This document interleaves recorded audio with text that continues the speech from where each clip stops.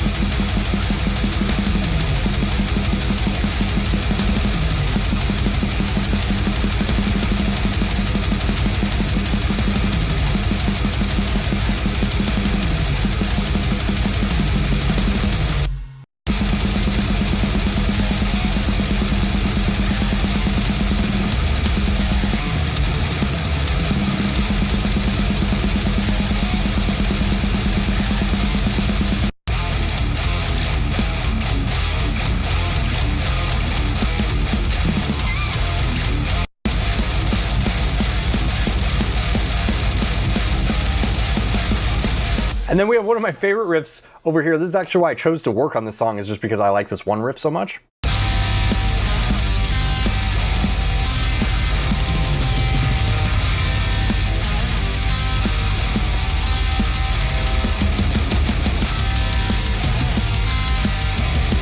So you can see we just have a bunch of riffs and ideas here. I did write these sort of back to back, so the riffs somewhat fit together here. But what we're gonna do is we're gonna start arranging these different pieces, and then we're going to start adding things in, cutting things out, and start to sculpt it into more of a song. Now I wanna preface this with, normally when I would be doing this, I would have my guitar in front of me, and I might go through and also work on adding stuff to the riffs, maybe rearranging some of the riffs at the same time. For the sake of this video though, I'm just going to focus on arranging. We're going to pretend like these riffs are completed and I'm happy with it, but that's almost never the case. A lot of the times in the arrangement, I will think of like revisions for riffs or things I want to add to riffs. But again, for the sake of this video, we're just going to focus on the arrangements. I think the beginning here,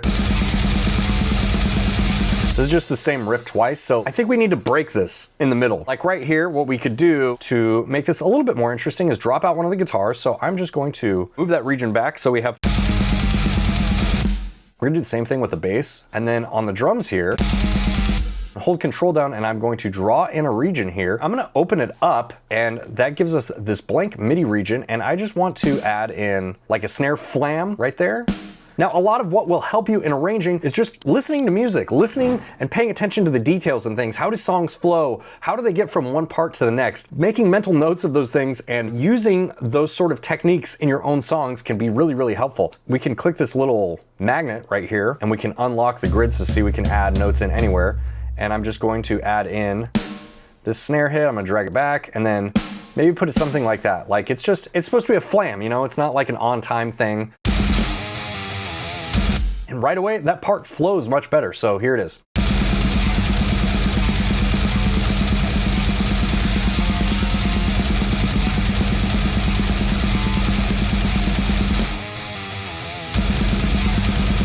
This needs to change though now, because I just copy and pasted the original MIDI right here, so having it go into the same drum beat over again is a little weird. Probably we would have a bigger impact if we changed that drum beat out. Maybe we could try something with double bass. Let's just try a few different things. So I'm going to open up Superior Drummer here. I've gone into this in detail in previous videos. I will link those down in the description below, but this is how I like to edit drum grooves. I like to pick the grooves out of Superior Drummer, and I actually like to edit them in my DAW. I already have double kick selected here. Let's get rid of the type, and let's just go through and listen to some of these. We will loop this part up here, and let's just play it back and listen to some of the different drum beats.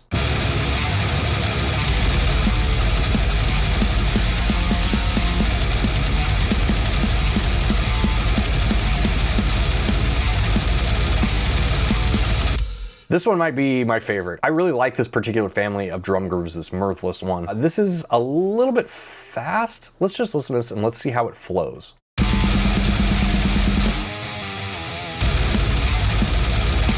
Okay, that's not what I'm looking for right away.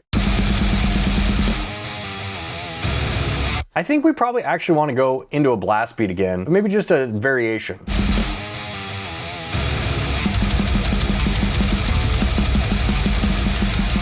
I think I like this one. I think I like this old school blast beat here, so let's drag that in.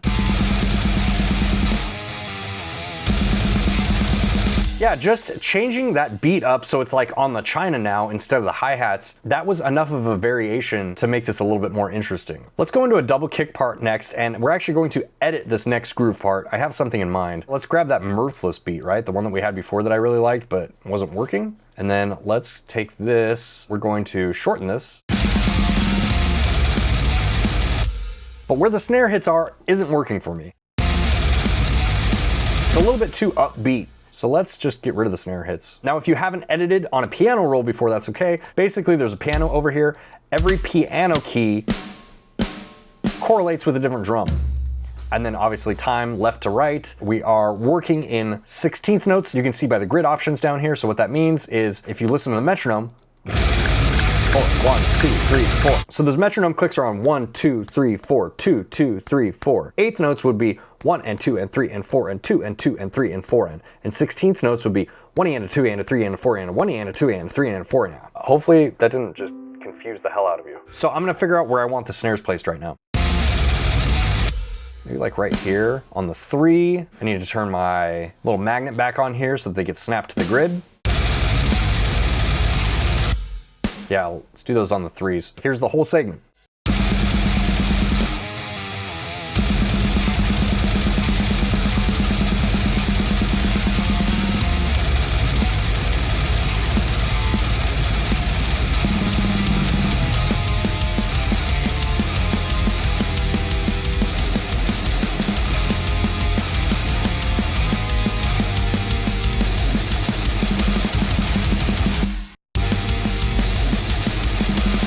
I think right here, we could probably change the drums and have like a longer fill. We'll filter it by fill over here. And we're gonna get rid of the double kick. Let's filter it by snare roll. Way too fast. That might work. If you look down here at the snare roll, you can see the original tempo was 120. We are at 178, so that's much faster. But if we switch that to halftime, it actually sounds good. So let's shorten that to half. Let's see what that sounds like. That's kind of cool, actually. I wasn't intending on doing that, but it kind of worked. So there's like a happy little accident that sort of happened. Let's listen to this transition.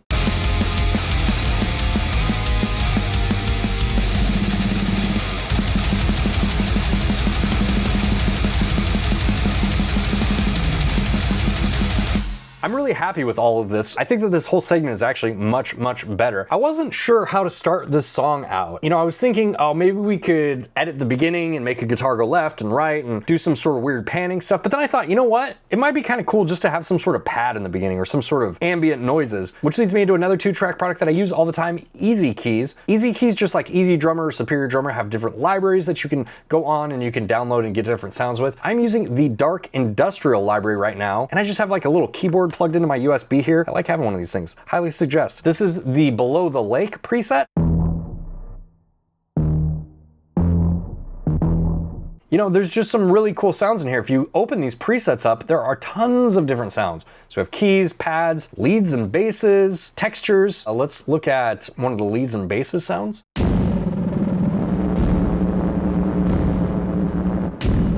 It sounds like something you would hear in the trailer of a movie. Let's try tentacles.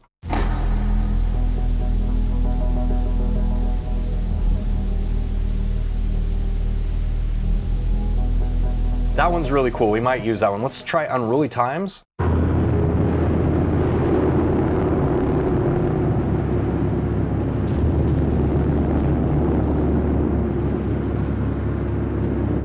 That one's pretty cool too. These are all really interesting sounding, and you could see how these could come in handy during your arrangement process.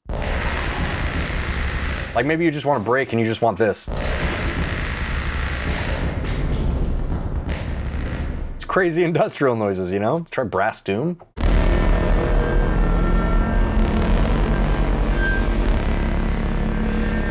So much cool, usable stuff in here. I'm gonna go back to this tentacles thing though. So we have our track arm for recording here, and I'm going to turn the input monitoring on so I can hear it. And this song starts out in, I believe that's a C sharp. Maybe we'll do a step down, that might be kind of cool.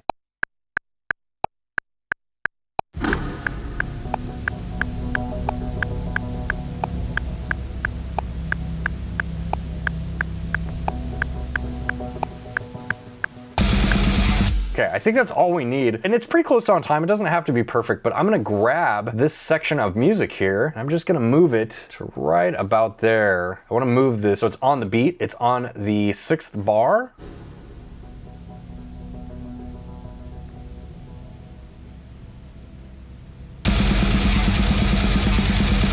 Okay, so I think this block of music is pretty good so far, but I think on the second part here, we need more kick drum, and you can tell this MIDI is pretty rough. I just copy and pasted some stuff in there. Let's just alter it a little bit here. We're just gonna fill in every other hit. Actually, let's just get rid of all these bass drums. And then let's just go in, we'll increase the velocity on those to right there, should be fine. And let's just copy and paste these and see if that sounds what I'm looking for. Not quite it. Maybe I need to change this from straight to triplet. No, that's not it either. You know what? It was 16th notes. I'm just getting a little bit overzealous here, so.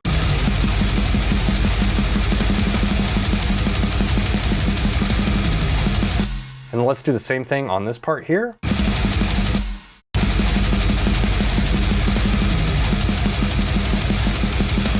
I think probably what we should do is cut that in half, and then let's repeat these parts again, and then we will put the harmony at the end of that.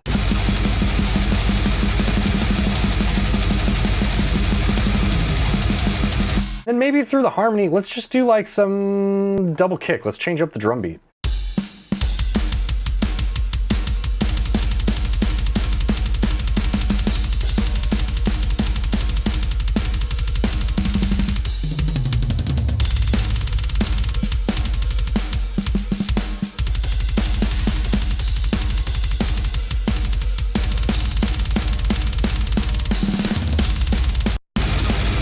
Pretty good. I actually like the fill at the end. There's something that I don't like about this, so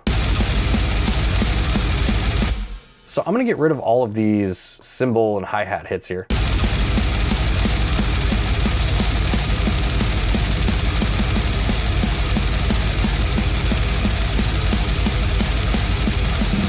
We'll keep these accent cymbals in here, but now what I want to do is I want to go in here.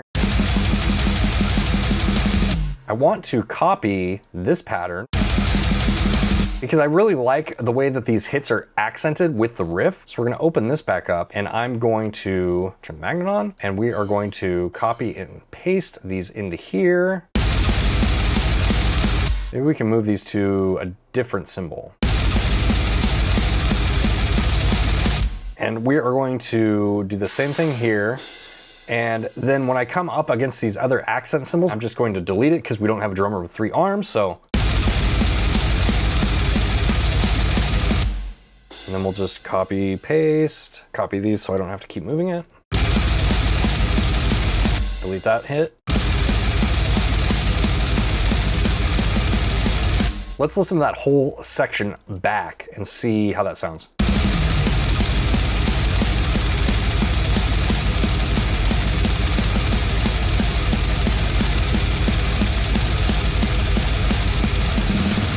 I think it sounds good. I think that doing these little variations, whether it be with guitars or with drums, it's easier for me to demonstrate it to you with drums right now, but I would do stuff like this to guitars as well while I was arranging, but it's easier to demonstrate with drums since it's MIDI and I can just copy and paste things in there. I think doing these little changes really help engage the listener into your song and keep things fresh and interesting. Let's move on to the next part here.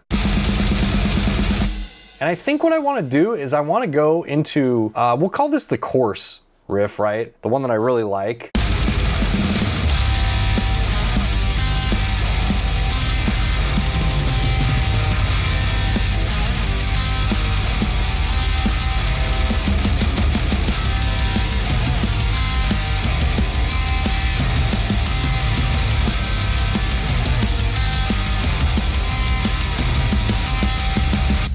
You can tell we pulled back like the pacing of the song, kind of are letting it breathe with the riff and with the drums and everything. It just kind of slows down a little bit there. And before I go back into like a breakneck pace, I want a bridge. And I think what I want to do here is I want to just take this guitar riff and I'm going to copy and then I'm going to paste it down here on this solo channel that I have. And on this solo channel, I just have delay and reverb.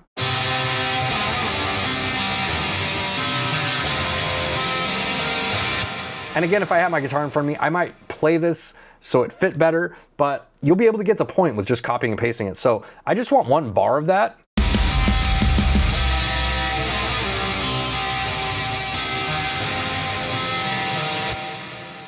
And then we're gonna go into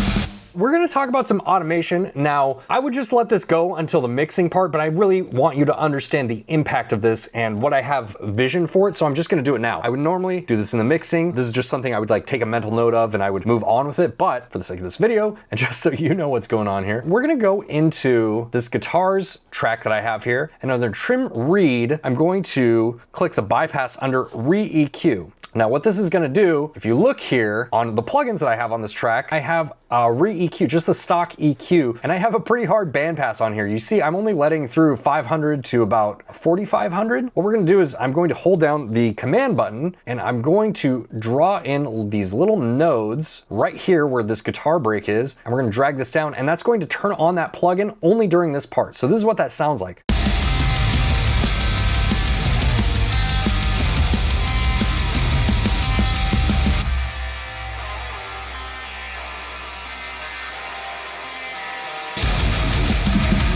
And you can tell it's a little bit off here, but you get the idea. It makes that next part hit really, really hard. And again, another thing that I would probably do in here during the mix, but I will demonstrate to you now in this video, is add in a bass drop right there. And then I'm gonna turn this down because it's gonna be very loud. Just by its nature, sub drops are very loud.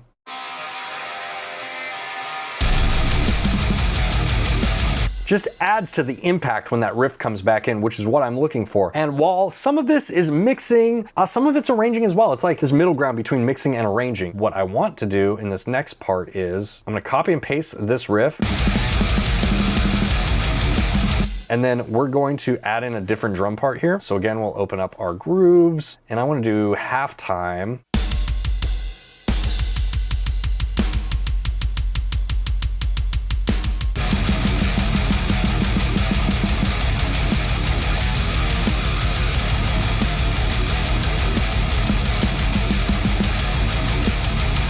This is close enough. It's gonna be easier for me to just edit it, so I'm just gonna drag that in. I'm gonna get rid of all these bass drums. Let's drag these hi-hats down to the China. And you can see the accents are really on the 3 and the 1, and then there's these little like ghost notes in between. I'm gonna leave those in there because I think it adds to some of the authenticity of the sound. And then what I wanna do here is I just wanna add in these bass drums.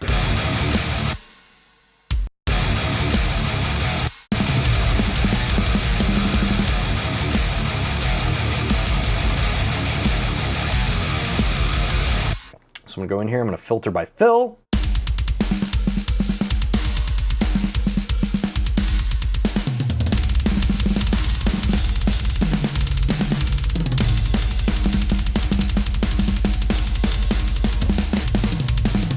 This is kind of cool. Maybe the first half.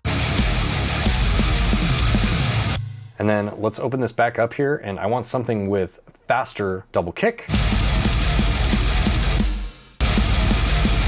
I don't want the snare hits where they are, so I'm gonna go through. Let's listen to this section now.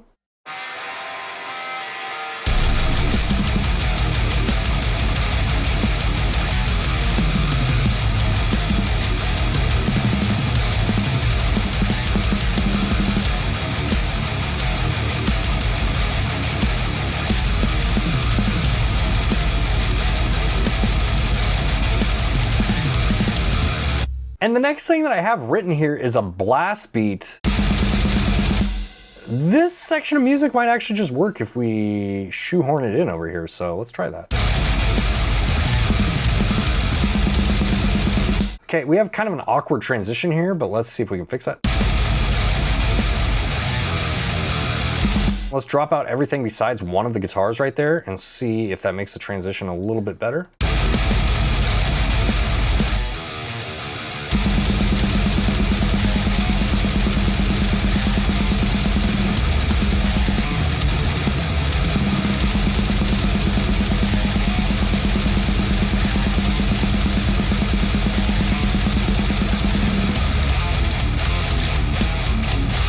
This part right here, I'm just gonna go ahead and fill in all of these bass drums here.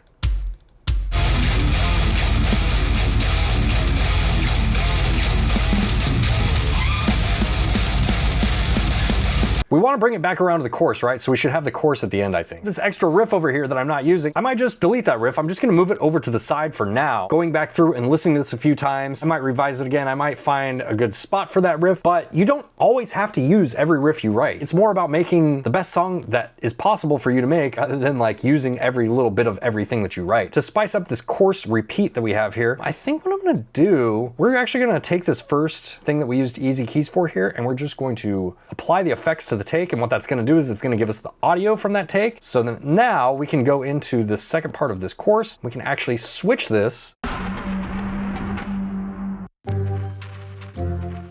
Let's go to another library. We have this cinematic pads. In here we have a strings section. This is exactly what I'm looking for, so.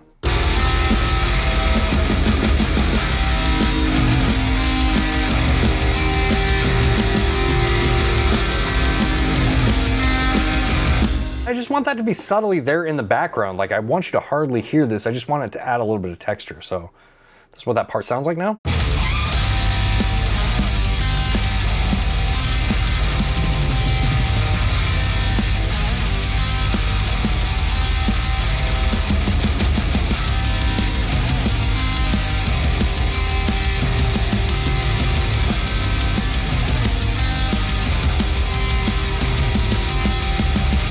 And that's pretty much all of the steps that I go through for arranging songs, all the different things that I do. Now, what I would do from here personally is I would probably bounce this. I'd let it marinate a few days, maybe listen to it in my car, and then probably come back and do this process maybe like 1 or 2 more times. Just tighten everything up. And again, normally while I'm doing this, I'm doing the same thing with the guitar that I was doing with the drums. So I'm like rewriting riffs, adding on little variations at the end to make them flow into the next part better. It's just rinse and repeat. Do this enough times until you feel like you have a complete song. All right, hopefully you guys enjoyed this video. Hopefully it helped you with your own songwriting process. Shout out to Toontrack for sponsoring this video. If you liked it, make sure to hit the like button. If you want to support the channel, there are all sorts of ways that you can do that down in the description below, like joining our Patreon or buying some merch, and I will see you in the next video. Bye, guys.